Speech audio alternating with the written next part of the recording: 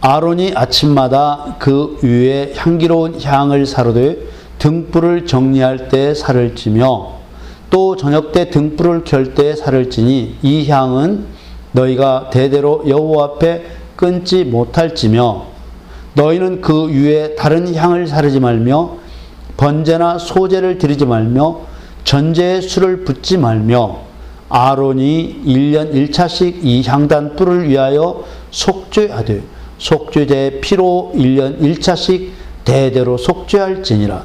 이 단은 여호와께 지극히 거룩하니라. 아멘.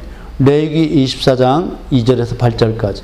이스라엘 자손에게 명하여 감람을 쪄낸 순결한 기름을 켜기 위하여 내게로 가져오게 하고 끊이지 말고 등잔불을 켤지며 아론은 회막 안 증거계 장 밖에서 저녁부터 아침까지 여호와 앞에 항상 등잔불을 정리할지니 너희 대대로 지킬 영원한 규례라.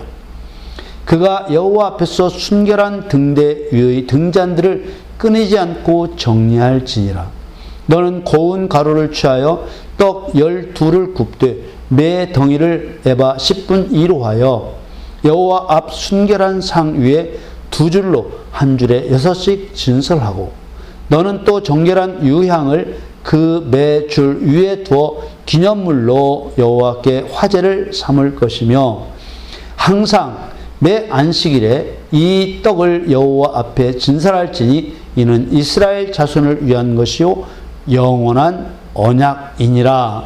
아멘. 아멘. 사랑하는 성도 여러분, 여호와 하나님 자신과 영원히 사랑하며 친밀하게 지낼 사람을 연단하여 세우기 위해서 영원 전에 하늘과 땅에서 행하실 계획을 세우시고 그 모든 계획을 친히 실행하시는 분이십니다. 아멘. 또한 성경은 이 하나님의 계획에 따라서 실행될 모든 과정을 역사적인 사실 위에 나타나도록 기록한 하나님의 뜻입니다. 아멘.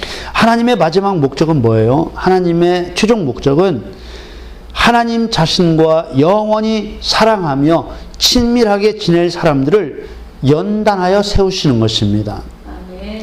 마치 순도 100%의 정금과 같은 사람으로 연단하여 세우시는 것이 하나님의 목적인 것입니다. 아멘. 욥이 고난 중에 하나님의 뜻을 깨달아가며 고백한 말이 바로 우리를 향하신 하나님의 뜻입니다. 욥기 23장 10절 말씀에 나의 가는 길을 오직 그가 아시나니 그가 나를 단련하신 후에는 내가 정금같이 나오리라. 아멘. 아멘. 정금이란 순도 100%의 순금을 말합니다. 욥이 정금이 되려고 해서 된 것이 아닙니다. 하나님의 계획 가운데 연단하신 것이죠.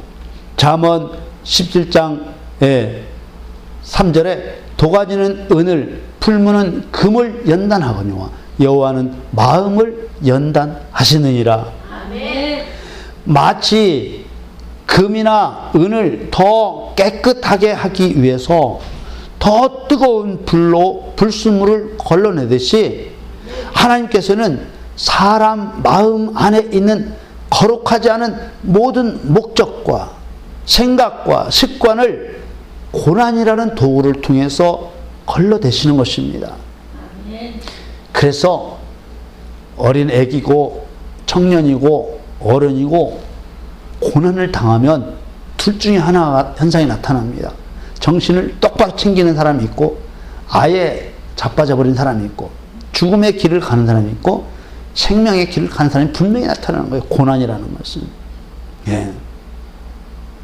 그런데 잘 먹고 잘 사는 중에는 절대로 그것이 나타날 수가 없어요. 하나님은 고난이라는 도구를 통해서 걸러내신다. 이런 하나님의 뜻만 알아도 얼마나 사람이 겸손해지겠습니까? 이런 하나님의 뜻을 알면 결코 세상에 바벨탑을 쌓지는 않을 것입니다. 바벨탑을 쌓은 사건은 창세기에 나오죠. 노아 시대 이후에 인구가 많이 불어났어요. 그때 흙으로 벽돌을 구워서 탑을 만들었습니다. 하늘 높이 탑을 만든 사건을 말합니다. 인간들은요, 하늘 높이 하나님의 문까지 탑을 쌓으려고 했습니다. 왜 그랬냐? 하나님 없이도 인간의 능력으로 무엇이든지 할 수 있다는 것을 보여주자는 교만한 마음 때문에 생긴 일이었습니다. 성막을 통해서도 하나님 자신과 영원히 사랑하며 친밀하게 지낼 사람을 연단하여 세우기 위해서 영원 전에 하늘과 땅에서 어떻게 행하실 계획을 세우시고 그 모든 계획을 친히 실행하신다는 것을 우리는 알 수 있습니다. 우리가 살고 있는 세상을 상징하는 광야를 지나면서 온갖 죄와 싸워 이겨서 사단의 상징인 짐승의 피를 가진 자만이 천국의 상징인 지성소에 들어가서 하나님을 만날 수 있는 것입니다. 아멘. 여러분 모두 하나님을 꼭 만나시는 복된 성도들이 되시기를 축원합니다. 아멘. 하나님 만날 수 있는 다른 길이 있습니까? 전혀 다른 길이 없습니다. 천국 갈 다른 방법이 있습니까? 길이요 진리요 생명이신 그리스도 예수님과 함께 하는 것 외에는 어떠한 길도 방법도 없다는 것을 예표로 보여주신 것이 바로 성막입니다. 그늘도 물도 없는 황량한 광야는 사람을 훈련하는 연단의 장소입니다.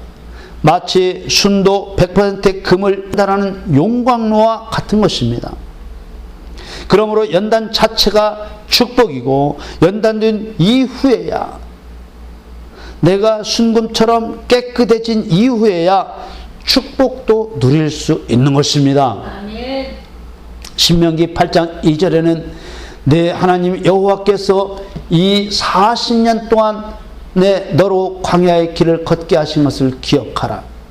이는 너를 낮추시며 너를 시험하사 네 마음이 어떠한지 그 명령을 지키는지 아니 지키는지 알려 하심이니라. 아멘. 아멘. 내 열조도 알지 못하던 만나를 광야에서 네게 먹이셨나니 이는 다 너를 낮추시며 너를 시험하사 마침내 네게 복을 주려 하심이었느니라.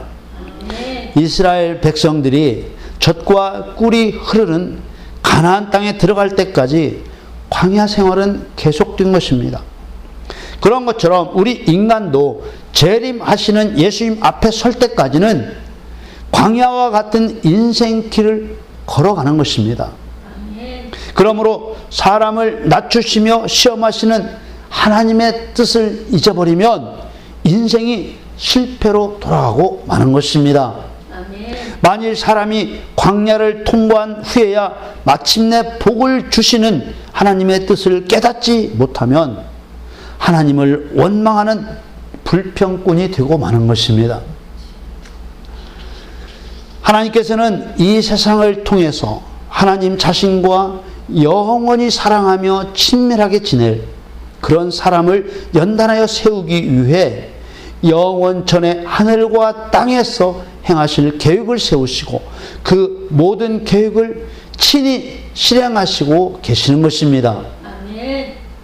이 연단은 예수님 재림하실 때까지 계속되는 거예요. 베드로 전서 1장 7절 말씀에 너희 믿음의 시련이 불로 연단하여도 없어질 금보다 더 귀하여 예수 그리스도에 나타나실 때 칭찬과 영광과 존귀를 얻게 하려 함이라. 아멘. 아멘. 믿음의 시련이라고 하지 않습니까? 시련은 힘든 것이지만 그 어떤 보배보다도 귀할 수밖에 없습니다. 아멘. 내가 살아있는 동안 겸손해지고 또 겸손해지고 낮아지고 또 낮아져서 하나님을 전적으로 의지하며 하나님과 동행하는 삶을 살아야만 되는 것입니다. 아멘.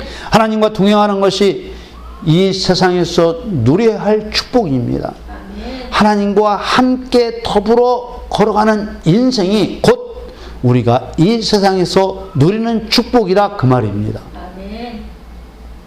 믿음의 시련만이 예수님이 재림하실 때 칭찬과 영광과 존귀를 보장해 주는 것입니다. 여러분 모두 하나님과 동행하심으로 믿음의 시련을 이기시는 복된 성도들이 다 되시기를 예수님의 이름으로 축원합니다. 아멘. 야고보서 1장 2절에 내 형제들아 너희가 여러 가지 시험을 만나거든 온전히 기쁘게 여기라. 아멘. 3절에 이는 너희 믿음의 시련이 인내를 만들어 내는 줄을 너희가 알미니라. 아멘. 4절에는 이 인내를 온전히 이루라. 이는 너희로 온전하고 구비하여 조금도 부족함이 없게 하려 함이라. 아멘. 아멘. 하나님의 뜻은 너무나도 분명합니다. 모든 사람이 믿음의 시련을 통과하여 그 마음이 겸손으로 온전해져서 예수님 재림하실 때 조금도 부족함이 없게 하시려는 것입니다. 아멘. 아멘.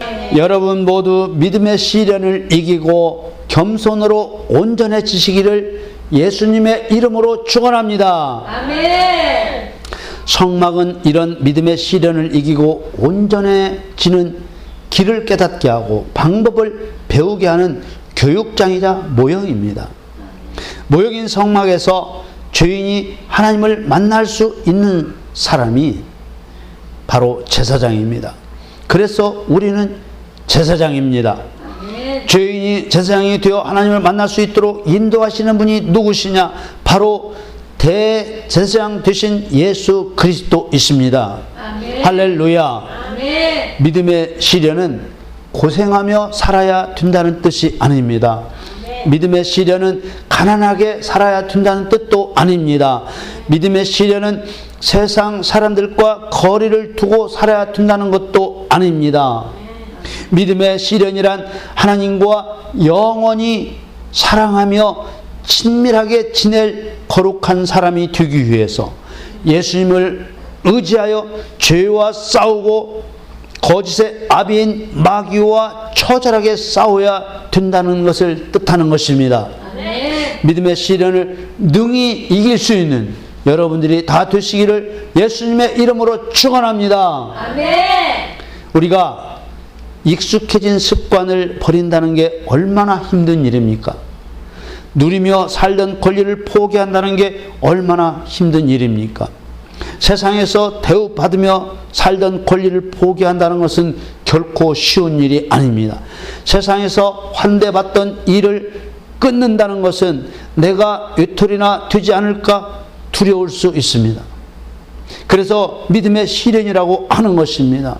믿음의 시련은 자기 자신과의 싸움이요, 믿음의 시련은 죄와의 싸움이요, 믿음의 시련은 마귀와의 싸움입니다. 아멘. 믿음의 시련을 이기면 온전하고 구비하여 조금도 부족함이 없게 되는 것입니다. 아멘. 여러분, 믿음의 시련을 이기시기를 축원합니다. 아멘. 믿음의 시련을 이기고 조금도 부족함이 없이 완전하고 성숙한 그리스도인이 되시기를 예수님의 이름으로 축원합니다. 아멘. 성소는 거룩한 곳이라는 뜻입니다. 아멘. 성막에서 성소는 지성소와 성소로 구분되어 있습니다. 성막의 구조가 반드시 성소를 지나야만 지성소에 들어갈 수 있게 되어 있습니다. 지성소에 들어갈 수 있는 다른 통로는 없습니다. 예수님 이외에 예수님을 힘입지 않고는 천국에 들어갈 수 있는 통로가 없는 것과 같은 것입니다. 오직 성소와 지성소 사이에 쳐놓은 커튼과 같은 휘장을 통과해야만 들어갈 수 있게 되어 있는 것입니다. 하나님께서 지성소에서 만나주신다고 하신 것은 반드시 성막들과 성소를 거쳐 들어오라는 뜻입니다. 아멘. 그러므로 우리는 성소에서 행하였던 떡을 차려 놓는 일과 등불을 켜는 일과 향을 사르는 일의 의미를 하나님의 뜻대로 깨닫고 행함으로써 믿음의 시련을 이겨야 되는 것입니다. 아멘. 구약시대 성소에서 행하던 일들은 실상이 아니라 예표요 상징이었습니다. 하나님은 언제나 동일하시지만 구약시대에는 예수님이 오셔서 행하실 일들을 준비한 예표의 시대였습니다. 예표의 시대는 구약시대이고 실제의 시대는 예수님이 오신 때부터입니다. 성막에서 행하여지던 모든 일들은 그리스도의 십자가의 피로 죄사함 받고 의로워진 성도가 그리스도의 영이신 성령님과 함께 행해야 될 일들의 모형이었습니다. 아멘. 그러므로 성막은 그리스도의 피로 의로워진 성도가 죄와 사단과 싸우며 믿음의 시련을 이기고 더욱 거룩해지는 곳이지 예수님이 고난을 당하시는 곳이 아니라는 사실입니다. 예수님의 고난은 유월절 해질 무렵에 잡았던 어린 양의 피로 단번에 끝난 것입니다. 아멘. 성도들의 손을 통해 끊임없이 죽임을 당해야 되는 것이 아닙니다. 예수님의 고난은 골고다 언덕의 십자가에서 흘려주신 보배로운 피로 단번에 끝난 것입니다. 아멘. 히브리서 9장 12절에 염소와 송아지의 피로 아니하고 오직 자기 피로 영원한 속죄를 이루사 단번에 성소에 들어가셨느니라. 아멘. 예수님은 두 번 다시 십자가에서 고난당할 수 없는 분이십니다.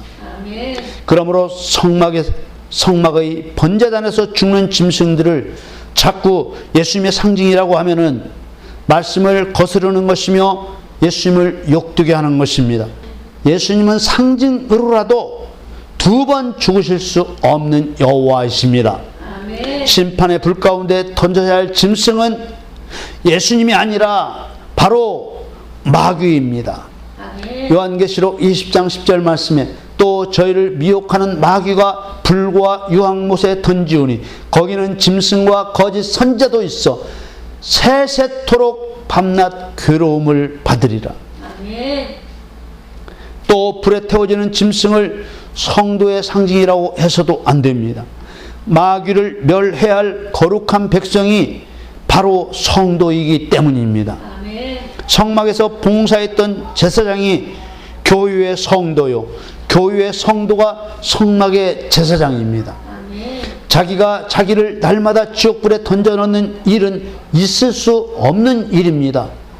이미 구원받은 성도는 예수님의 피를 가지고 예수님께 나가야 되는 것이 아니라 죄와 마귀를 멸하여 의를 행한 증거를 가지고 곧 짐승의 피, 마귀의 피를 가지고 예수님께 나아가야 되는 것입니다. 아멘.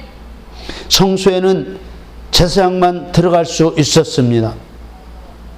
그림에서 보시는 것처럼 성소에는 등대와 떡을 올려놓는 상과 분향단이 있었습니다. 분향단은 서편 휘장 앞에 두었고 떡상은 북편 우측에 두었으며 금 등대는 떡상과 마주보는 서편 좌측에 두었습니다. 번제단과 물두멍이 있었던 성막들은 제사장과 백성들이 연합하여 하나님 앞에 제사를 드리고 제사장이 물두멍에서 수족을 씻는 곧 성도의 의가 행하여진 곳이었습니다. 아멘. 그리고 분향단과 떡상과 등대가 있는 성소는 하나님과 교통하고 교제가 이루어지는 곳입니다. 성막들 번제단과 물두멍에서 원수를 향한 분노와 심판의 모습을 그려냈었다면은 성소의 떡상과 등대와 분향단에서는 곧 말씀의 묵상과 성령의 조명하심과 여호와를 향한 기도의 교제가 이루어지는 곳입니다. 아멘. 말씀의 묵상은 생명의 떡, 곧 말씀이신 예수 그리스도의 의도를 깨닫고 생명을 공급받는 것입니다. 아멘.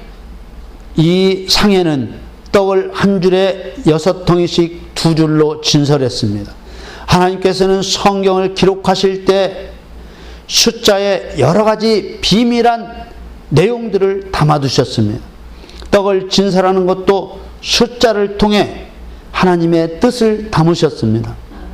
진설하는 떡이 12덩이인데 6덩이씩 두 줄로 떡을 쌓았습니다. 두 줄로 쌓은 것은 어떤 의미를 나타내고 있느냐? 첫째로 사단의 죄를 들춰내는 강력하고 공의로운 진리의 말씀이라는 뜻입니다. 두 번째로 사람의 죄를 덮어 용서하시는 은혜의 말씀이 함께 있음을 상징하고 있는 것입니다. 요한복음 1장 14절 말씀이 육신이 되어 우리 가운데 거하시며 우리가 그 영광을 보니 아버지의 독생자의 영광이요 은혜와 진리가 충만하더라. 할렐루야. 또 6덩이씩 쌓은 것은 구약시대의 4,000년과 신약시대의 2,000년 총 6,000년이 지나면 말씀대로 예수님이 재림하시고 세상의 심판이 이루어질 것을 상징하고 있는 것입니다. 시편 119편 105절에 주의 말씀은 내 발의 등이요 내 길의 빛이니이다. 이 시편의 말씀대로 하나님의 말씀은 우리의 나아갈 길을 인도해주는 등불이 되어서 예수님과 한 뜻으로 나아가게 해주시는 것입니다. 이 하나님의 말씀만이 권능이요 생명입니다. 요한복음 6장 63절에 살리는 것은 영이니 육은 무익하니라. 내가 너희에게 이른 말이 영이요 생명이라. 예수님이 자기 말은 곧 말씀을 말씀하고 있는 것이죠. 내 말이 영이요 생명이라. 내 말이 능력이요 생명이라. 이렇게 말씀하신 것입니다. 성막에서 이 떡은 제사장인 아론과 그 자손들만 먹을 수 있었던 것처럼 하나님의 백성인 성도는 말씀으로 생명을 공급받아야만 되는 것입니다. 성령의 조명하심은 성령의 상징인 등대의 불빛 앞에 서서 심령의 어둠을 쫓아내고 여호와 하나님을 경유하고 의를 행할 수 있는 강력한 7영의 권능을 공급받는 것입니다. 육신을 입고 오신 예수님께 공급하셨던 여호와의 7영을 우리도 공급받아야만 세상에서 죄와 마귀와 싸워 이길 수 있는 것입니다. 이사야서 11장 2절 말씀에 여호와의 신 곧 지혜와 총명의 신이요 모략과 재능의 신이요 지식과 여호와를 경유하는 신이 그 위에 강림하시리니. 금 등대 모양은 그림처럼 등대 가운데 줄기와 6개의 가지 위에 하나씩 7개의 등잔이 있었습니다. 가운데 줄기 위에 등불은 여호와의 신 곧 성령을 상징하고 좌우로 3가지씩 6개의 등불은 지혜와 총명, 모략과 재능, 지식과 여호와를 경유하는 영을 상징한 것입니다. 예수님께 성령이 임하실 때 권능의 6영이 임하여 예수님의 사역을 도운 것처럼 성도에게도 성령의 권능이 임해야만 되는 것입니다. 여러분들에게 이 성령의 권능이 강력하게 임하시기를 예수님의 이름으로 축원합니다. 이 여호와의 7영이 강림하실 때 그리스도의 행하시는 일이 2절 말씀에 이어져 나옵니다. 이사야서 11장 3절에 그가 여호와를 경외함으로 즐거움을 삼을 것이며 그 눈에 보이는 대로 심판치 아니하며 귀에 들리는 대로 판단치 아니하며 4절에 공의로 빈핍한 자를 심판하며 정직으로 세상의 겸손한 자를 판단할 것이며 그 입에 막대기로 세상을 치며 입술의 기운으로 악인을 죽일 것이며 5절에 공의로 그 허리띠를 삼으며 성실로 몸에 띠를 삼으리라. 아멘. 이 예언의 말씀대로 예수 그리스도께서 이 땅에 오셔서 죄인이 죄를 용서받고 성령과 진리로서 여호와를 예배할 수 있도록 막힌 담을 헐어 하나님과 우리를 화목하게 해주셨습니다. 공의와 정직으로 억압받는 백성들에게 자유를 주셨으며 말씀의 권능으로 마귀를 심판하셨습니다. 아멘.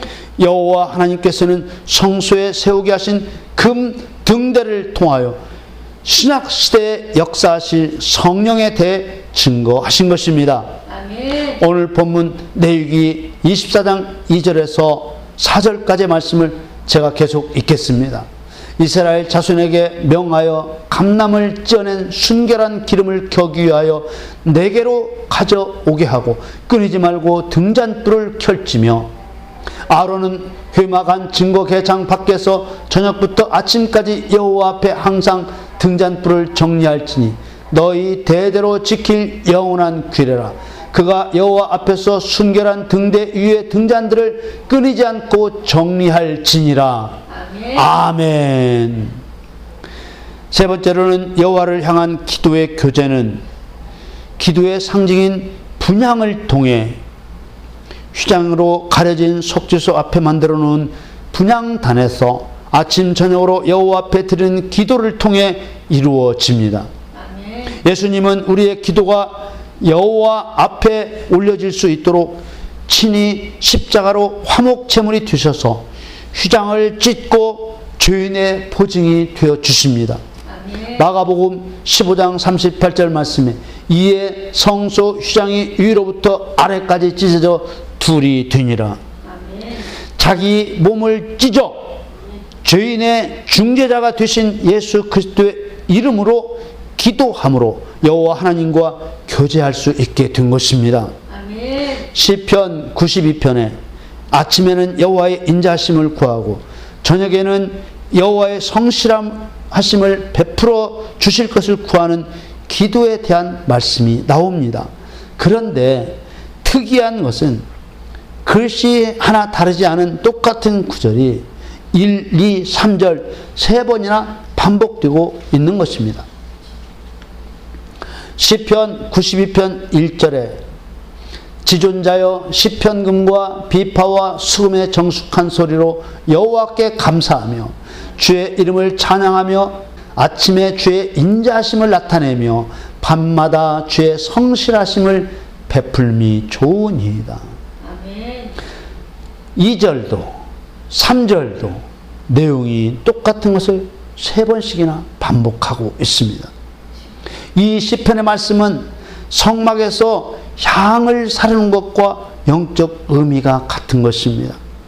출애굽기 30장 7절 말씀에 아론이 아침마다 그 위에 향기로운 향을 사르되 등불을 정리할 때 살을 찌며 8절에는 또 저녁 때 등불을 켤 때 살을 찌니 이 향은 너희가 대대로 여호와 앞에 끊지 못할지며 성경은 이렇게 영적인 의미와 사상과 목적의 통일성을 갖추고 있습니다. 이런 모든 예언의 말씀대로 예수님은 아침과 저녁 기도를 쉬지 않으셨습니다.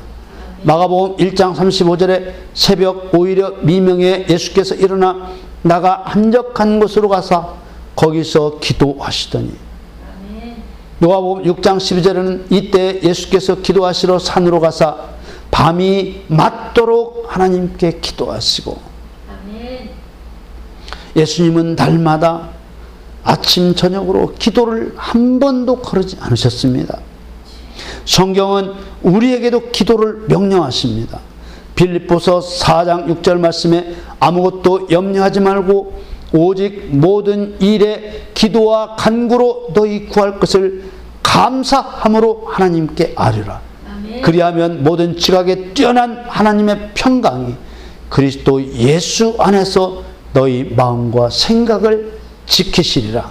아멘. 할렐루야. 아멘. 사랑하는 성도 여러분, 세상 학자들이 말하듯이 인생은 미지의 세계를 탐구하는 것이 아닙니다. 사람의 길은 두 길뿐입니다. 길이요 진리요 생명이신 그리스도의 길과 아멘. 어둠과 거짓과 사망인 마귀의 길이 있을 뿐입니다.